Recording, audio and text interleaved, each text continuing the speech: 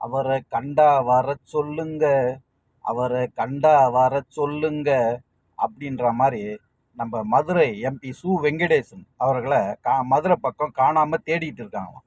காரணம் 200 கோடி வரி இருக்காங்க அங்கே இருக்கிற அரசு ஊழியர்கள். கிட்டத்தட்ட மதிப்பு குறைச்சி மதிப்பிட்டு வரி ஏற்பு செய்திருக்காங்க. அதில் பார்த்தீங்கன்னா மத்திய குற்றப்பிரிவு சைபர் கிரைம் போலீஸார் 5-8 நபர்களை கைது பண்ணியிருக்கிறாங்க.